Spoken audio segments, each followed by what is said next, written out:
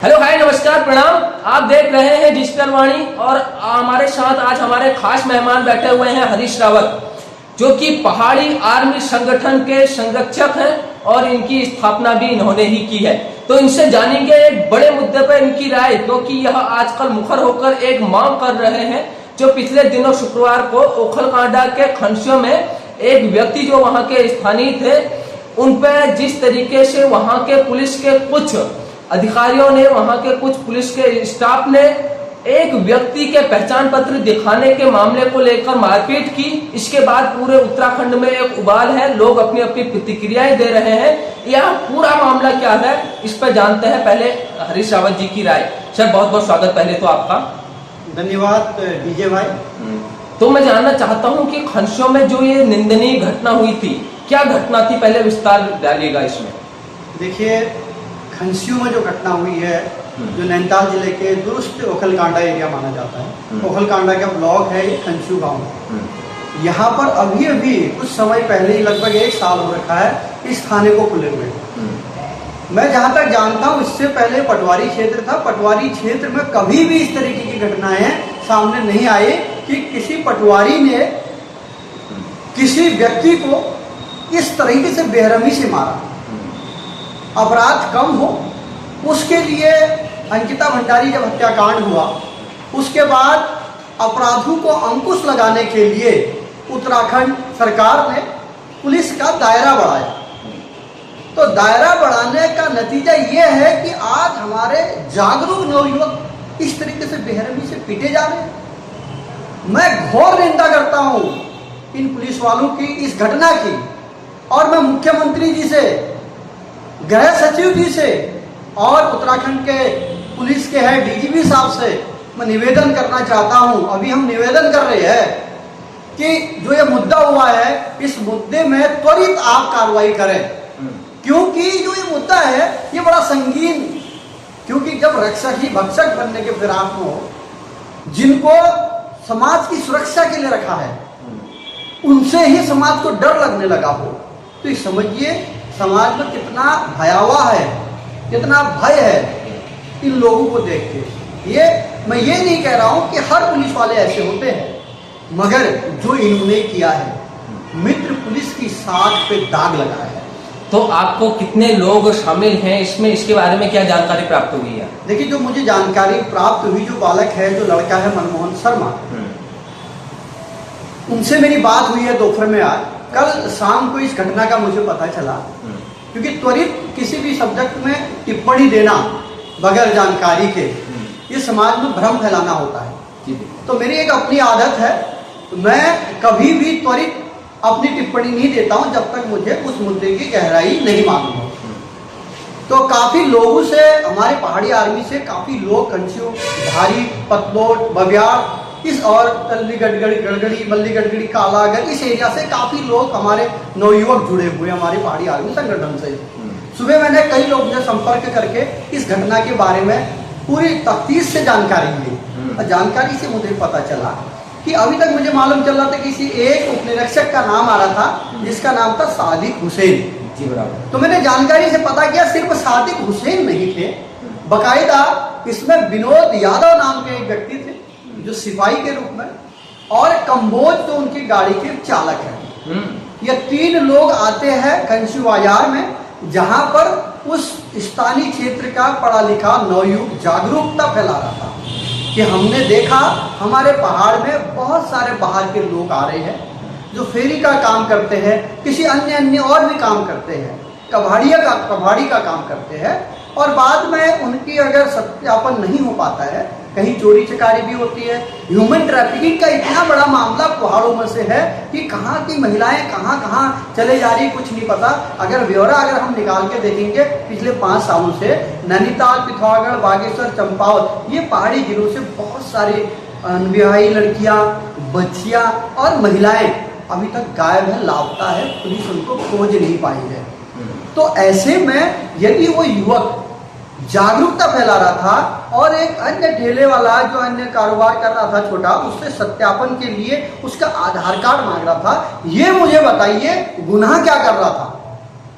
क्या किसी बाहरी से अपने घर में आकर ये पूछना गलत है कि भाई आप कौन हो, आप कहां से आए हो, आप किसकी सहमति से ये काम कर रहे हो? वह भी तब जब पुलिस खुद कहती है कि पहाड़ में तुम सत्यापन करके ही फेरी के लिए जा सकते हो, बिना सत्यापन के जा नहीं सकते। मैं आपको बता तो रहा हूँ, ह्यूमन ट्रैफिकिंग के इतने मसले आ रहे हैं, बच्चियों से लेके महिलाएं तक गायब हो जा रही है। जी बिल्कुल। तो उसमें सत्यापन तो पुलिस का काम है।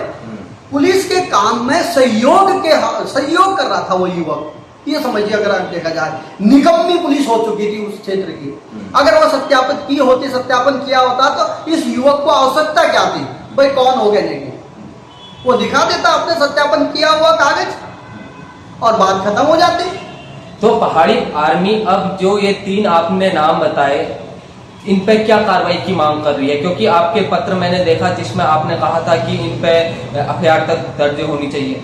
देखिए, पहाड़ में इस तरीके से ये घटना हृदय विदारक है, अति संवेदनशील घटना है। पुलिस, इस जिले के पुलिस अधीक्षक को इस्तीफा दे देना चाहिए यदि वो जिले की अपनी टीम को नहीं संभाल पा रहे हैं। यदि जिले की टीम उनसे बाहर जाके काम कर रही है, तो ऐसे पद में रह के क्या फायदा भाई एसएसपी साहब को, जब वो अपनी टीम, अपना कप्तान जो होता है वो पूरा टीम को संभाल के रखता है और टीम में कहीं गड़बड़ी होती है तुरंत उसको बाहर कर दिया जाता है। तो मैं यही चाह रहा हूं, उसको बर्खास्त किया जाए, जिसमें सादिक हुसैन, विनोद यादव और कंबोज, ये तीनों का टाइटल देख लीजिए, ये तीनों बाहरी है, ये पहाड़ी नहीं है। यदि पहाड़ी होते, इनके अंदर दया होती, इनके अंदर पहाड़ का धर्म होता, पहाड़ के लोगों के लिए इनके अंदर संवेदना होती, तो इनकी संवेदनाएं पूर्ण तरह से मर चुकी थी। वो बच्चे का भाग्य अच्छा रहा, ये कहिए उसने जैसे तैसे अपनी जान छुड़ा ली, नहीं तो जिस तरीके से उसके जख्म दिख रहे हैं, जिस तरीके से घाव दिख रहे हैं, ऐसे घाव क्या कोई मारता है? क्या पुलिस का काम मारना है? तो आपको लगता था अगर वह नहीं बच, उसकी हत्या भी वहां पर हो सकती थी, आपको ये लगता? 100% हत्या हो सकती थी। तो इसीलिए मैं मांग करता हूं कि जो ये पुलिस में एक वर्ड है ना, लाइन हाजिर, लाइन हाजिर कोई वर्ड नहीं होता। एक मेरा तो एक दिमाग में और चीज आ रहा है, यदि कोई दुर्गम क्षेत्र में पुलिसकर्मी है, इस तरीके के हथकंडे करो, आप 1 महीने के लिए नीचे लाइन हाजिर हो जाओगे और नीचे सुगम में आ जाओगे। और बड़ा अच्छी कहानी है भाई। इसीलिए हम कहते हैं कि भाई एफआईआर हो, उसमें आईपीसी की धारा, एनएस की धारा के तहत इन तीनों पे एफआईआर हो और तीनों पे जांच बैठे और नौकरी से बर्खास्त किए जाएंगे। अगर आपकी इस मांग को नहीं माना जाता तो पहाड़ी आर्मी संगठन का आगे का क्या लक्ष्य होगा? किस तरीके से इस मामले को उठाएंगे आप लोग? देखिए, मेरे कई विभिन्न संगठनों से और पहाड़ के बहुत सारे लोगों से बात हुई है इस मुद्दे को लेकर, और उसके बाद डीजीपी महोदय को मैंने पत्र लिखा है। उस पत्र में मैंने मांग की है कि यदि 3 दिन के भीतर इन तीनों पुलिसकर्मियों पे अगर एफआईआर दर्ज नहीं होती है तो सड़कों पे हम आंदोलन करेंगे, सड़कों पे आंदोलन करेंगे। उसकी वजह यह है कि इनको साफ साफ ये बता देना होगा हमें, यदि पहाड़ के लोगों का उत्पीड़न करोगे तो बख्शे नहीं जाओगे। हम पहाड़ के लोग बाहर भी पिटने का काम करें और हमारे घर में आके भी कोई हमें पीट दे और हम देखे रहे। मेरे जितने लोग आपके इस चैनल को देख रहे हैं, सभी नवयुवकों से मैं कहना चाहता हूं, अपने पहाड़ की जवानी, पहाड़ के संसाधन, पहाड़ की अस्मिता, पहाड़ की संस्कृति को बचाने के लिए एकजुट होने का समय है। हमारा नवयुवक रोजगार की तलाश में भटक रहा है, रोजगार नहीं मिल रहा है, और जो नवयुवक लोकल में रह रहा है उसकी भी जान लेने में तो ये पुलिस, ये किस तरीके की पुलिस है भाई? बिल्कुल समझिएगा दोस्तों, उत्तराखंड में हो क्या रहा है। एक वो जहां पटवारी क्षेत्र हटा के वहां पर पुलिस स्टेशन खोले जाते हैं ताकि लोगों को और ज्यादा सुरक्षा मिले, परंतु होता उसके उलट है। उसी मित्र पुलिस के द्वारा वहां के लोगों के साथ इस तरीके से मारपीट किया जाना वाकई में पहाड़ी समाज के लिए कहीं न कहीं अच्छे संकेत नजर नहीं आते।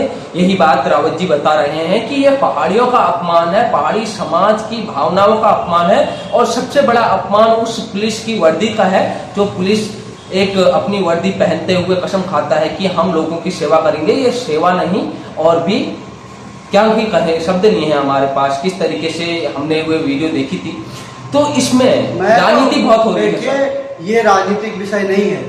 इसमें कोई भी व्यक्ति भाजपा कांग्रेस ना करे, कुछ लोग तो कोई भी व्यक्ति हिंदू मुस्लिम ना करे। ये तीनों बाहरी है। यादव जिनने हमारे उत्तराखंड को, प्रदेश को अलग बनने, हमारी माँ बहनों के साथ अत्याचार किया, ये वही यादवों की वंशज है। और ये बाहर के लोग, जो तीनों लोग हैं, इन तीनों लोगों पे मेरा सख्त, सभी से, पुलिस डिपार्टमेंट के आला अधिकारियों से निवेदन है, इनमें सख्त और सख्त 3 दिन के अंदर कार्रवाई करें। अन्यथा पहाड़ का हर नवयुवक इस जिले के हल्द्वानी मुख्यालय में आपको सड़कों में दिखेगा, क्योंकि पहाड़ की भावनाएं आहत हुई है। पहाड़ के नवयुवकों को जिस तरह के कुचलने की नीति से इस पुलिसकर्मियों ने काम किया है, हम बख्शने नहीं वाले, बिल्कुल नहीं बख्शे जाएंगे। क्योंकि भाई क्या बात करते हो भाई, कि हमारे अपना आत्मसम्मान नहीं है। आप पुलिसकर्मी है, सुरक्षा के लिए आप गुंडे बन चुके हो। ये यूपी नहीं है भाई साहब, ये उत्तराखंड है। ये घटनाएं हमने यूपी में सुनी थी, और उत्तराखंड देवभूमि है। देवभूमि को जो व्यक्ति दानव भूमि बनाने की कोशिश करेगा, पहाड़ी आर्मी वहां पर दीवार बन के खड़ा होगी। बिल्कुल दोस्तों, समझिएगा, ये आक्रोश समझिएगा, किस मुखरता के साथ यहाँ पर रावत जी बता रहे हैं कि किस तरीके से अब आगे इसमें अगर इनकी मांगे पूरी नहीं की तो सड़कों में उतरकर इस पर कार्रवाई की मांग की जाएगी, क्योंकि ये पहाड़ियों के सम्मान के साथ विश्वासघात है। उनका जो आत्मसम्मान है उसका अपमान है, इसलिए इस अपमान को हर पहाड़ी बंदा नहीं सह सकता। उसकी एक जिम्मेदारी होगी अब अपने सम्मान को बचाने की, क्योंकि उसके पास कोई और दूसरा विकल्प नहीं है। इतनी मुखरता से बात करने के लिए रावत जी आपका बहुत बहुत धन्यवाद। बहुत बहुत धन्यवाद आपका, आप आए और जिस तरीके से आप वीडियो बनाए, मैं चाहता हूं कि आपके चैनल को हर कोई फॉलो करे, सब्सक्राइबर करे, अधिक से अधिक लोग सब्सक्राइब करें, ताकि पहाड़ की बात जो हमारे डीजे भाई जो पहुंचा रहे हैं वो और दूर तक पहुंचे। और मेरी, आप जो भी इस वीडियो को सुनेगा, मेरी आपसे एक छोटी सी रिक्वेस्ट है, पहाड़ी आर्मी संगठन उत्तराखंड पहाड़ के अस्मिता, पहाड़ के संसाधन, पहाड़ के नवयुवकों के लिए बना है। आप सब इसमें शामिल होइए, तो पहाड़ की पर्वतीय अस्मिता, संस्कृति और संसाधनों की रक्षा के लिए आप और हम ही तो खड़े होंगे। आज नहीं तो फिर कभी नहीं हो पाएगा। तो इसलिए संगठन के साथ जुड़िए, एकजुट रहिए, एकजुट रहिए, और पहाड़वाद के नारे को जन जन तक पहुंचाइए। बहुत बहुत धन्यवाद, और देखते रहें डिजिटल वाणी। आपका बहुत बहुत धन्यवाद। नमस्कार, जय उत्तराखंड, जय भारत।